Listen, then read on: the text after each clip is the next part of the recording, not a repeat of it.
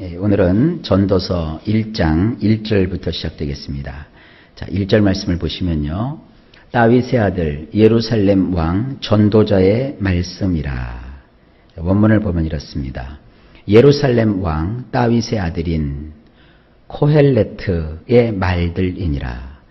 우리 성경에서는 이 코헬레트를 전도자라고 번역을 했어요. 여러분 전도자 그러면 자꾸 뭘 생각하십니까? 전도하는 사람 생각하시죠. 그리고 또 이제 한자로 보면 도를 전하는 자 이렇게 돼 있는데 원래 그 원문에서는 코헬레트라고 합니다. 이 코헬레트는 뭐냐면 대중들 가운데서 말하는 사람. 여러 무리들이 모여 있다고요. 그러니까 지혜의 말씀을 들으려고 현자에게로 사람들이 가득 모여 있는 거예요. 그 사람들에게 교훈이 되는 말을 하는 거, 이런 거 일을 하는 사람을 코헬레트라고 합니다. 이 정도 단어는 우리가 조금 들어서 익숙하게 해 두시는 것도 좋죠. 코헬레트. 모든 사람들이 다 들어야 될 말. 어떤 특정한 사람만 듣는 게 아니라 귀 있는 사람은 다 듣고 깨달아야 되는 그런 말을 이제 이 코헬레트가 하고 있습니다. 그 말들을 모아놓았다. 이제 그런 뜻이에요. 자, 2절로 넘어가시면 전도자가 이르되 헛되고 헛되며 헛되고 헛되니 모든 것이 헛되도다. 이 5가지 헛되다 그랬는데 원문은 이렇게 되어 있습니다. 조금 다르게 표현되어 있어요. 덧없고 덧없는 것들이로다. 코헬레트가 말하노니 덧없고 덧없는 것들이로다. 모든 것이 덧없도다. 자, 우리 성경은 그냥 그 말씀을 그냥 몰아놨어요. 헛되고 헛되며 헛되고 헛되니 모든 것이 헛되도다. 근데 원문을 보게 되면 쌍쌍으로 이루어져 있어요. 이 덧없다라는 말을 그 히브리 말로는 헤벨이라고 합니다. 헤벨. 히브리 말로 보면은 헤벨님 이렇게 돼 있어요. 그리고 나서는 맨 끝에 헤벨 이렇게 돼 있거든요. 헤벨이라는 말은 가장 우리나라 말 속에서 덧없다는 말이 제일 좋더라고요. 이게 이제 풍선 같다. 바람이 잔뜩 들었다.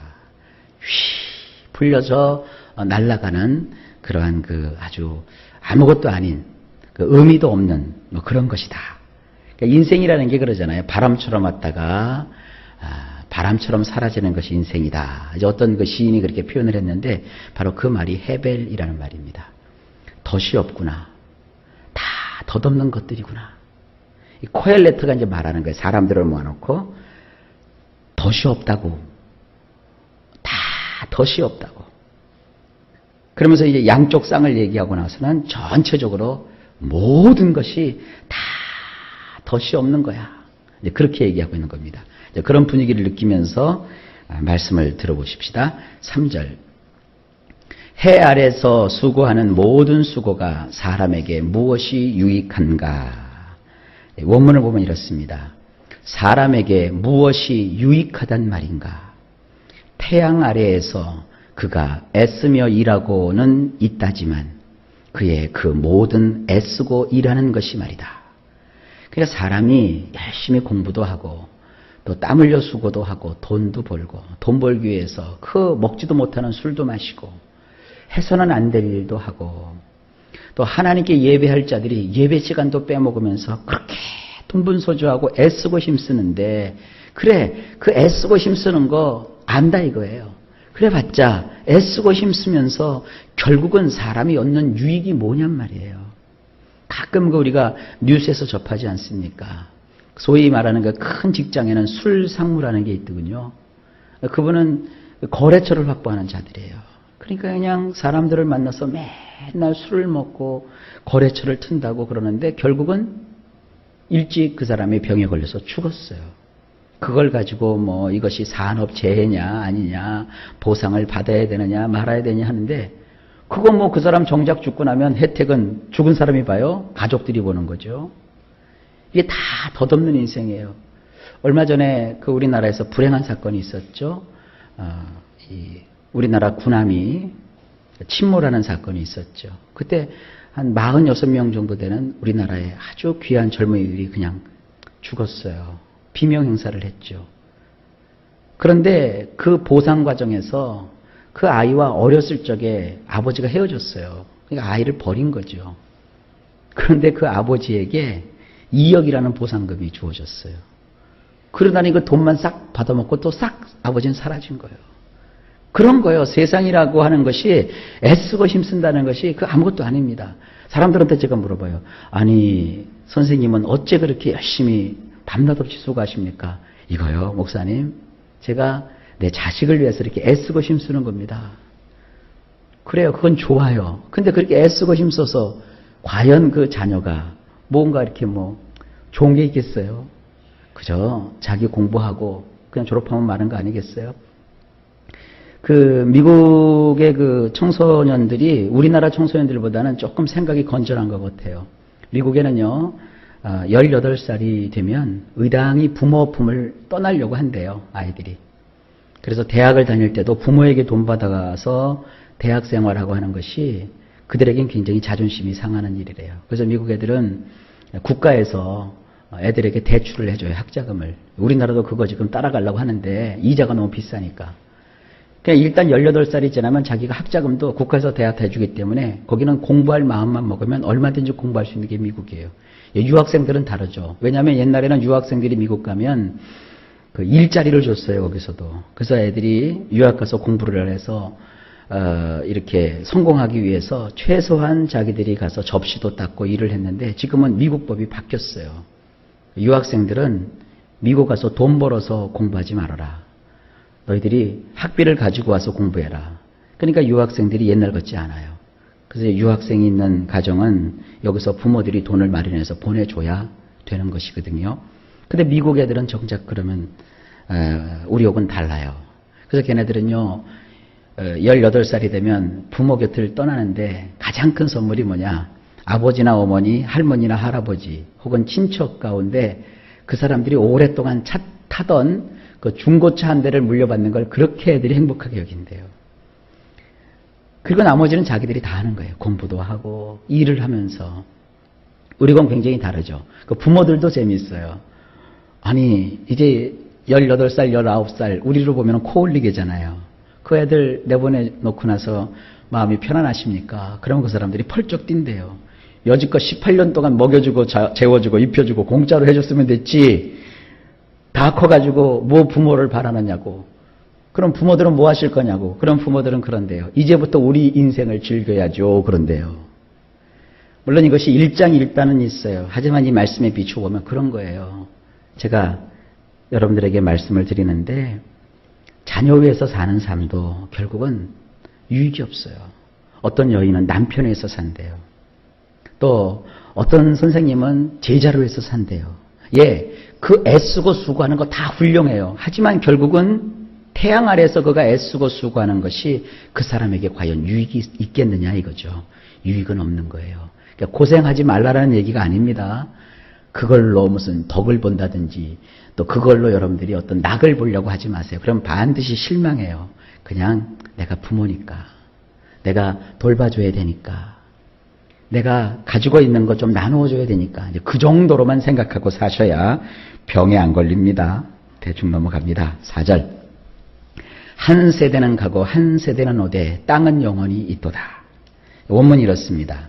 한 세대는 물러가고 한 세대는 들어오지만 땅은 긴긴 세월 동안 머물러 있도다. 우리나라 그 가곡 중에 그런 게 있어요. 산천은 유구한데 인적은 간 곳 없구나. 나 놀던 옛 동산에 혼자 와서 이렇게 서 있고 보니 그 옛날 동무들과 함께 놀았던 그네도 그냥 있고 나무도 그냥 있고 집들도 그대로 있는데 정작 사람들은 하나도 없구나. 그런 그 식구가 있다고요. 이게 그런 걸 연상하게 되는 겁니다. 한 세대는 왔다가는 머물러 있지 않고 그냥 물러가잖아요. 세대가 가잖아요. 언제까지 우리가 땅에 머물러 있겠습니까? 다 가는 거예요. 그렇지고 그걸로 끝나는 게 아니라 다른 세대가 또 오잖아요. 사람이라는 것은 이렇게 돌고 돌고 계속 바뀌어요. 하지만 사람이 살고 있는 이 지구 땅은 긴 세월 동안 머물러 있어요. 우리 성경에는 이것이 영원히 있다고 하는데 땅이 영원하다고 말하고 있지 않아요. 성경은 오랜 세월 동안, 사람보다는 좀 긴 세월 동안 이 지구 땅덩어리가 그대로 있다는 거예요. 그러니까 변하지 않는 이 자연 환경 속에서 변하는 건 사람밖에 없다는 겁니다. 여러분, 인생이라는 것은 이렇게 자꾸 변하는 거예요. 그러니까 내가 쥐었다고 해서 그게 다 쥐인 게 아니에요. 내가 성공했다 해서 성공한 게 아니에요. 그러니까 누가 성공했다고 해서 부러워하지 마세요. 누가 실패했다고 해서 얕잡아 보지 마세요. 인생이라는 것은요, 왔으면 가는 거예요. 쥐었으면 노는 거예요. 묶였으면 풀리는 거예요. 그러니까 기쁜 일도 계속되는 게 아니고요. 슬픈 일도 계속되는 게 아니에요. 그거 이길 수 있어요. 그거 넘어설 수 있어요. 다 할 수 있는 거예요. 왜냐하면 인간이 하는 것이기 때문입니다. 자, 그 다음에 5절을 보실까요? 해는 뜨고 해는 지되 그 떴던 곳으로 빨리 돌아가고. 원문이 이렇습니다. 떠올랐던 태양도 들어가는 태양이 되나니 그가 서 있던 곳으로 헐떡거리며 들어가니 곧 그가 떠올랐던 그곳이니라. 이건 이제 보면은 어떤 과학적인 시선으로 보면 이것은 이미 성경은 지구가 자전하고 있다. 이것을 여기서 보여주고 있기도 한데 뭐 지금 쓰잘데없는 무슨 과학적인 얘기를 하고 싶지는 않습니다. 인생의 교훈을 삼아보세요. 저 유구한 태양도 결국은 태양도 어때요? 떴다가 또 어떻게 해요? 태양도 역시 진다고요. 태양도 지는데 인생이 안 지겠어요? 그러니까 높은 자리에 있을 때 자기가 아주 이제 다 된 것처럼 막 살면 안 돼요. 높은 곳에 오를수록 내가 내려갈 것을 생각해야 되는 거고요. 내려갔다고 쳐도 다시 올라갈 것을 우리가 기대해야 되는 거예요. 태양이요, 참 재미있는 표현이 있어요. 그가 원래 서 있던 곳으로 태양이 들어가는데 그냥 들어가는 게 아니라 헐떡거리며 들어가요. 태양이 막 급하게 이러고 다시 돌아가는데 결국 어디로 들어가느냐? 그가 떠올랐던 그곳으로 다시 들어가요. 그러니까 인생이라는 것이 뭐예요? 아무리 잘난 척 해봤자 하루 3끼밥 먹어야 되고요. 먹었으면 배설을 해야 되니까 그 화장실이 뭐 고급스러운 화장실, 뭐가 어떻든 뭐 옛날 재래식 화장실, 아무리 화장실을 깨끗하게 꾸며도 화장실은 결국 뭐예요? 배설하는 곳이에요. 인생이라는 것은 그렇게 높은 자도 없고 그렇게 낮은 자도 없는 거예요. 귀한 자도 없고 천한 자도 없는 거예요. 요즘 무슨 그 사회에서 이렇게 보는 드라마들 보면 뭐 자기가 대단한 신분인 것처럼 남을 깔보고 막 무시하고 자기가 사장이 있네 하고 그 하대하고 사람을 말이죠. 그러다가 또 그 드라마 작가가 기가 막히게 반전을 시키대요. 사장이었던 자가 다시 그냥 몰락해서 쫄딱 가난뱅이가 되고 그 인생이 그런 거예요. 있다고 남 무시하고 없다고 남 밑에 깔려있고 그런 거 아닙니다. 인생은 이렇게 하나님께서 순환하도록 해놓으셨어요. 6절입니다. 보세요. 이제 어떻게 자연의 이치를 말하고 있는가. 바람은 남으로 불다가 북으로 돌아가며 이리 돌며 저리 돌아 바람은 그 불던 곳으로 돌아가고. 원문이 이렇게 돼 있어요. 남쪽을 향하여 이리저리 다니다가 북쪽을 향하여 방향을 틀더니 빙 돌고 빙 돌아 이리저리 다니는 것이 바람이니 그 순환하는 것을 마치면 다시 되돌아오는 것이 바람이니라. 자, 이 코엘레트, 이 지혜자가 대중들한테 누구나 다 아는 상식을 가지고 인생의 교훈을 이렇게 알려주고 있는 거예요. 바람, 그 바람은 남으로 향하여 이리저리 다니다가 갑자기 방향을 틀어서 북쪽을 향하여 가다가 또 바람은 또 빙 돌고 빙 돌아 이리저리 다니는데 그 순환하는 것을 마치면 다시 원점으로 돌아오는 것이 바로 바람 아니냐. 인생도 역시 이렇게 바람과 같은 것이다. 7절 또 얘기합니다. 모든 강물은 다 바다로 흐르되 바다를 채우지 못하며 강물은 어느 곳으로 흐르든지 그리로 연하여 흐르느니라. 이 원문을 보면 더 세밀하게 이 말씀을 접할 수 있어요. 급류라 할지라도 그 모두는 이리저리 흘러 바다로 향하지만 바다가 언제 넘쳤던 적이 있더냐. 급류가 그 섰던 곳에서 이리저리 흘러나왔지만 그곳에서 그와 꼭 같은 것들이 되돌아온 듯 이리저리 흘러나오느니라. 이 강물이 흐르는데 막 급류가 흘러요. 이스라엘은요, 북쪽에 헐몬산이라는 게 있어요. 그 헐몬산은요, 위에 늘 만년설이 있다고요. 그 만년설이 녹으면서 물들이 막 흘러내려오는데 그 헐몬산에서 흐르는 물이 갈릴리 바다로 들어올 때 아주 급류가 흐르나 봐요. 막 물들이 급류가 흐르는데 그 물들이 결국은 그렇게 막 급하고 강하게 흐르지만 결국 그 물은 어디로 들어가요? 바다로 들어가는데 마치 그 급류가 바다를 잡아먹을 듯이 내려와도 결국은 바닷속으로 급류가 들어오면 잔잔해져요. 아무리 급류가 흘러도 바닷물이 넘치지 않는다는 거예요. 그리고 급류가 사라졌는가 싶으면 다시 보면 또다시 그 급류가 다시 온 것처럼 또 급류가 흐른다는 거예요. 이게 얼마나 멋진 풍경입니까? 인생이란 그런 거예요. 휘몰아쳐서 뭐 지나가면 다 끝날 줄 알았지만 또 다시 온 것처럼 또 휘몰아치는 거예요. 그러니까 이 세상에는 행복도 없고 이 세상에는 영원한 평안도 없고 그렇다고 해서 불행하고 그 급류와 같이 흐르는 그 엄청난 시련과 사건이 있다고 해서 우리 인생이 망치는 거냐? 그러지 않아요. 여러분 우리가 찬양할 때 급류 같은 주님의 은혜 그래요? 바다 같은 주님의 은혜 그래요? 주님은 바다 같은 주님의 은혜를 주시는 거예요. 그러니까 우리가 아무리 노도강풍이 일고 우리 인생이 괴롭고 힘들더라도 주님의 은혜, 십자가 앞에 나와서 주 앞에 거하면 그 모든 것이 쫙 잠잠해지는 거야. 그러니까 주님 앞에 와서 은혜를 받고도 잠잠해졌다고 주님을 또 싹 떠나서 세상 나가보면 거기 또 급류가 또 흐르는 거예요. 그러니까 바다 같은 주의 은혜가 오는데 거하셔야지 자꾸 급류 같은 세상에 휩쓸리지 마십시오. 마지막으로 8절 모든 만물이 피곤하다는 것을 사람이 말로 다 말할 수는 없나니 눈은 보아도 족함이 없고 귀는 들어도 가득 차지 아니하도다. 원문을 보면 이렇습니다. 모든 일들은 넌더리가 날 뿐이니 사람이 능히 말로 할 수 없느니라. 두 눈으로 아무리 본다 해도 만족스럽지 못하며 귀로 아무리 듣는다 해도 채워지지 않는도다. 이게 뭐예요? 인생이라는 거예요. 우리 성경에는 이 피곤하다 이렇게 번역을 했는데 원래 원문에는 피곤하다라는 말도 있겠지만 그 말보다는 이 넌더리가 난다. 이 넌더리 나는 게 뭐예요? 아이고 이런 게 이제 넌더리를 치는 거예요. 사람이 겪는 모든 일들은 다 넌더리가 날 뿐이에요. 이런 말 하지 마세요. 아이고 그 사람은 그런 줄 몰랐어. 아유 어떻게 그런 사람이 그런 일을 한대. 다 그런 거예요. 괜히 놀라지 말아요. 아이고 사람을 믿었던 내가 바보지. 믿긴 왜 믿어요. 다 세상 일은요 성경대로 보자고요. 넌더리가 날 뿐이에요. 사람이 능히 말로 할 수 없어요. 그런 일을. 이런 걸 보면은요 우리가 다 머리 깎고 산으로 들어가야 될 것 같아요. 그죠? 근데 이 전도서는 산으로 들어가라는 얘기가 아니에요. 이런 인생의 덧없음을 깨닫고 결론이 그거예요. 창조주 하나님께로 돌아오라 이거예요. 눈으로 아무리 보아도 만족스럽지 않아요. 하루 종일 영화관에 처박혀서요 영화를 봐도 눈이 만족할 것 같습니까?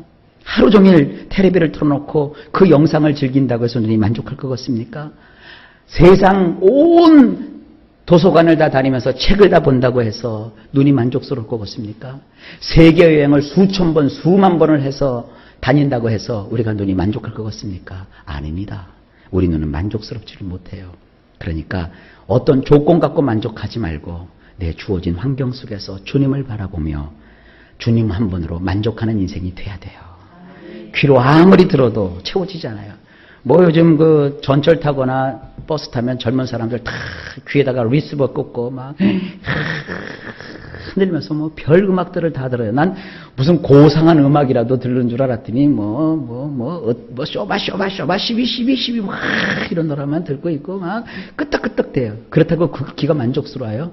사실 저는 애들 키울 때 이 리시버를 못 꽂게 했어요. 이 리시버를 꽂고 자꾸 뭘 들으면요 귀가요 섬세한 소리를 못 들어요. 그러니까 요즘 애들이요 음악 좋아하는 애들 다 가는 귀가 먹었어요. 못 들어요 조그마한 소리를. 그러니까 풀잎에 있는 이슬방울 떨어지는 소리도 못 듣고 귀뚜라미가 울어도 가을이 왔는지도 모르고 매미가 울어대도 그 소리가 뭔지를 모르고 사람들의 심령 속에서 쿵강쿵강하며 들리는 소리가 뭔지를 몰라요. 그냥 세상 소리에 취해서 강력한 비트가 나오는 음악에만 취해서 사니까 그렇게 해서도 채워지질 않아요. 이게 인생입니다. 자, 오늘 전도서를 처음 시작을 했는데 전도서가 사실은 이게 굉장히 어려운 책입니다. 모든 것이 다 시적으로 되어 있어서 이걸 어떻게 할까 제가 이 걱정을 하는데 오늘 첫 번째 말씀 강해를 하다 보니까 이 전도서도 하나님 주신 은혜가 넘치는군요. 자, 이 전도서 쭉 마칠 때까지 여러분 하나님의 말씀의 은혜에 푹 담기셔서 인생이 뭔지를 발견하시고 어떻게 하면 내가 이 인생을 보람있게 살 수 있을까 비결을 터득하시는 은혜가 있기를 예수님의 이름으로 간절히 축복합니다. 오늘도 하루가 시작되었습니다. 일마다 때마다 주님이 평강으로 함께해 주실 줄 믿습니다.